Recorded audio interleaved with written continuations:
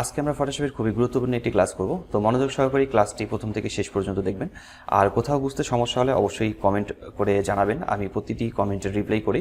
তো প্রথমে আমরা দেখে নেব যে ফিল অ্যান্ড অপাসিটি। প্রথমে ফাইলে ক্লিক করছি, এরপর হচ্ছে ওপেনে ক্লিক করব। ওপেন থেকে আমি একটি ছবি ওপেন করে নেব।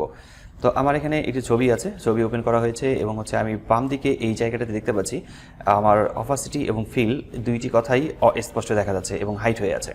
তো ব্যাকগ্রাউন্ডটাকে আমরা যদি আনলক করে নিই, ব্যাকগ্রাউন্ডটাকে ডাবল ক্লিক করে এখান থেকে আনলক করে নিচ্ছি, তাহলে ফিল অ্যান্ড অপাসিটি অপশনটি এখান থেকে হাইট উঠে গেছে।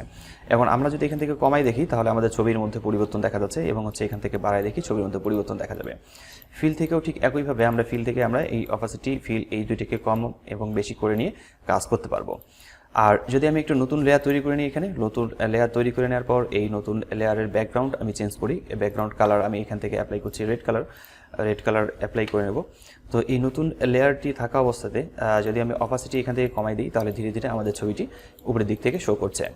তো এরপর এখান থেকে নিচের দিকে ফিল অপশনটিকেও আমরা এখান থেকে ব্যবহার করতে পারবো এবং দেখতে পারবো যে ফিল থেকে আমাদের এই কাজগুলো চেঞ্জ করা যাবে। ফিল অ্যান্ড অপাসিটি বাড়ানো এবং কমানোর কাজটা এখান থেকে করা যাচ্ছে।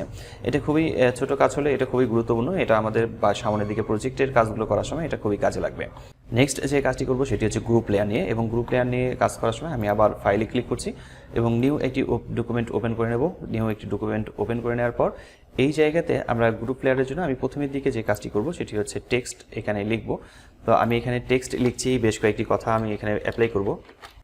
আমি এখানে একটি টেক্সট লিখেছি, এরপর হচ্ছে নিচের দিকে আমি একটি শেপ তৈরি করব। তো আমি টেক্সটটাকে একটু নিচের দিকে রাখি এবং হচ্ছে একটি শেপ তৈরি করে নেব। রেক্ট্যাঙ্গেল একটি শেপ তৈরি করে নিচ্ছি, রেক্ট্যাঙ্গেল একটি শেপ তৈরি করে নিলাম এবং হচ্ছে শেপের কালারটিকে আমি এখান থেকে রেড রাখছি। আর এরপরের কাজটি হচ্ছে আমি এখান থেকে একটা লোগো ইনসার্ট করব। লোগো ইনসার্ট করতে গেলে আমি ওপেনে ক্লিক করছি, ওপেন থেকে আমার কম্পিউটারে থাকা কোনো একটি লোগোকে ওপেন করে নেব। তো এখানে আমরা গ্রুপ নিয়ে আমি বেশ কয়েকটা কথা লিখেছি এবং আমি একটা লোগো ইনসার্ট করেছি, আমি এখানে টেক্সট লিখেছি এবং হচ্ছে আমরা এখানে একটি শেপ সহ নিয়ে এসেছি। তো আজকে গ্রুপের যে কাজটি রয়েছে যে আমাদের এই ব্যাকগ্রাউন্ড, এখানে ব্যাকগ্রাউন্ড রয়েছে, ব্যাকগ্রাউন্ড এবং টেক্সট এবং হচ্ছে আমরা শেপ তৈরি করেছি এবং হচ্ছে এখানে লেয়ার আছে। তো গ্রুপের কাজটি হচ্ছে যে ফোল্ডার তৈরি করা, ঠিক এই লেয়ারগুলোকে একটা ফোল্ডারের ভিতরে ইনপুট করে রাখা। তো ফোল্ডার করে রাখতে হবে এই জন্য, সেটি হচ্ছে যে আমাদের কাজগুলো খুবই গুরুত্বপূর্ণ হবে। যখন আমরা কোনো প্রজেক্টের কাজ করব, একটা আইডি কার্ড তৈরি করব, সেখানে অনেক ধরনের লেখা থাকবে, লোগো থাকবে, ছবি থাকবে, সেই ক্ষেত্রে প্রতিটি কাজে করার জন্য আমাদেরকে এই গ্রুপ করতে হবে। তো আমি এই ব্যাকগ্রাউন্ডটাকে প্রথমে এখানে ডাবল ক্লিক করে আমরা এখান থেকে আনলক করে নেব এবং ব্যাকগ্রাউন্ডে ক্লিক করার পর কন্ট্রোল চেপে ধরে জি প্রেস করব, তাহলে এখানে গ্রুপ হয়ে যাবে এবং এই গ্রুপ লেখাটাতে ডাবল ক্লিক করে আমরা এখানে ব্যাকগ্রাউন্ড কথা লিখে দেবো। আমরা এখানে ব্যাকগ্রাউন্ড কথা লেখার পর কিবোর্ড থেকে এন্টার প্রেস করব, তাহলে আমাদের ব্যাকগ্রাউন্ডের একটি লেয়ার গ্রুপ তৈরি হয়ে গেছে এবং হচ্ছে এখানে ক্লিক করে আমি ব্যাকগ্রাউন্ডটাকে এখানে মিনিমাইজ করে রাখছি।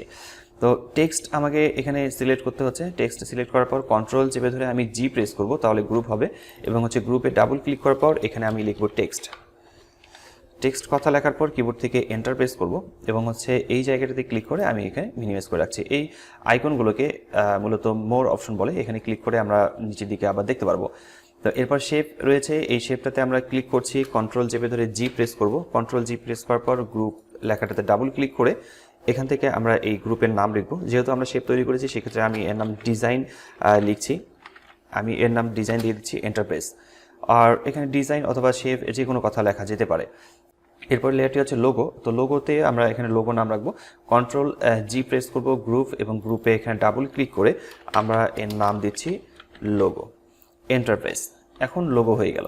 এখন দেখতে পাচ্ছেন যে আমাদের এখানে কোন কোন কথাগুলো রয়েছে, যেমন এখানে লোগো আছে, ডিজাইন আছে অর্থাৎ শেপ এবং হচ্ছে টেক্সট রয়েছে, আমরা টেক্সট যে কথা লিখেছি সেই টেক্সট এখানে রয়েছে এবং হচ্ছে আমাদের একটি ব্যাকগ্রাউন্ড আছে। তো এই কয়েকটি আমাদের এখানে ফোল্ডার আকারে চলে আসছে, এই গ্রুপগুলোকে মূলত ফোল্ডার বলে, ফোল্ডার গ্রুপ যে কোনো একটি বলতে পারেন। তো এখন যদি আমি নতুন করে আরও একটি টেক্সট এখানে লিখতে চাই, যেমন আমি এখানে নিচের দিকে একটি টেক্সট এখানে বসাবো, আমি এখানে নতুন করে আরেকটি টেক্সট লিখেছি এবং এই টেক্সটটাকে আমরা যে কাজটি করব সেটি হচ্ছে যে এই টেক্সটের ভিতরে রাখবো। কারণ হচ্ছে নতুন করে আরেকটি টেক্সট লিখেছি, সেই টেক্সটটিকে জাস্ট এখান থেকে ড্র্যাগ করে নিয়ে এসে এখানে যদি ছেড়ে দিই তাহলে এই টেক্সটের ভিতরে যাবে এবং আমরা এখানে ক্লিক করে দেখতে পারি যে আমাদের এখানে দুইটি টেক্সট রয়েছে এবং আমরা এই দুইটি টেক্সট থেকে আমরা এখান থেকে কাজগুলো করতে পারবো। আবার এখানে ক্লিক করে আগের অবস্থায় ফিরে আসতে পারবো। তো এখন যদি আমাদেরকে গ্রুপগুলোকে আনগ্রুপ করতে হয়, সেই ক্ষেত্রে আমরা যে কাজটি করব, যেমন গ্রুপে আমাদের বিভিন্ন ধরনের কাজ করার সময় মূলত গ্রুপগুলোকে আবার আনগ্রুপ করার প্রয়োজন আছে। সেই ক্ষেত্রে আমি প্রথমে লোগোর যে গ্রুপটি রয়েছে এই লোগোর গ্রুপটিতে ক্লিক করব, কন্ট্রোল শিফট চেপে ধরে জি প্রেস করলে এটি আনগ্রুপ হয়ে যাবে। তো এখানে এভাবে ঠিক আনগ্রুপ করতে হবে। যেমন আমি ডিজাইনের গ্রুপটাকে আমি এখানে আনগ্রুপ করতে চাচ্ছি, কন্ট্রোল শিফট চেপে ধরে আমি এখানে জি প্রেস করবো, তাহলে এটাও আনগ্রুপ হয়ে যাবে। ঠিক এইভাবে গ্রুপ এবং আনগ্রুপের কাজটি করা যাবে। এরপরে আমরা দেখব অ্যালাইন এবং ডিস্ট্রিবিউট। আমি আবার নতুন একটি ডকুমেন্ট ওপেন করে নিয়েছি, নতুন একটি ফাইল ডকুমেন্ট ওপেন করে নেব। তো এখান থেকে আমি বেশ কয়েকটি কথা টাইপ করব। যেমন আমি উপরের দিকে এখানে টাইপ করছি, এখানে একটি কথা টাইপ করেছি, মাঝখানে এখানে রাখলাম এবং নিচের দিকে আরও একটি কথা লিখব।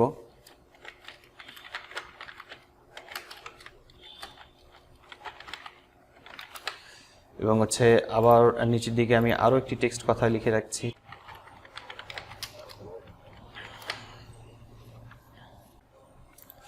এখানে আমাদের বেশ কয়েকটি কথা লেখা আছে এবং আমরা যখন মুভ টুলে সিলেক্ট করব, মুভ টুলে ক্লিক করে রাখবো, তখন উপরের এই অপশনগুলো দেখতে পারবো যে হাইট অবস্থায় রয়েছে।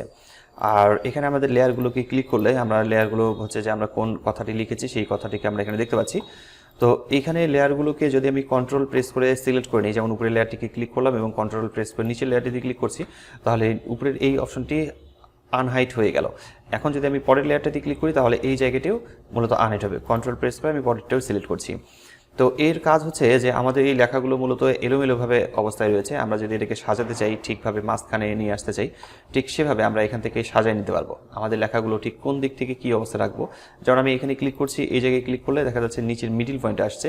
আবার এটা সেন্টার, অর্থাৎ এইভাবে ক্লিক করলে দেখা যাচ্ছে লেখাগুলো একটু আগে এলোমেলো ছিল, এখন সেন্টারে চলে আসছে। তো এই অ্যালায়েন্সটা খুবই গুরুত্বপূর্ণ।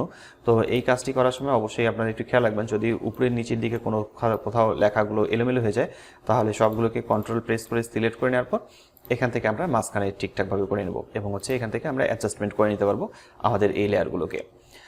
তো আজকের টিউটোরিয়ালটি এ পর্যন্ত ছিল। তো দেখা হচ্ছে পরবর্তীতে নতুন কোনো টিউটোরিয়ালে। ততক্ষণ পর্যন্ত সবাই ভালো থাকবেন, সুস্থ থাকবেন। ধন্যবাদ সবাইকে। খোদা হাফেজ।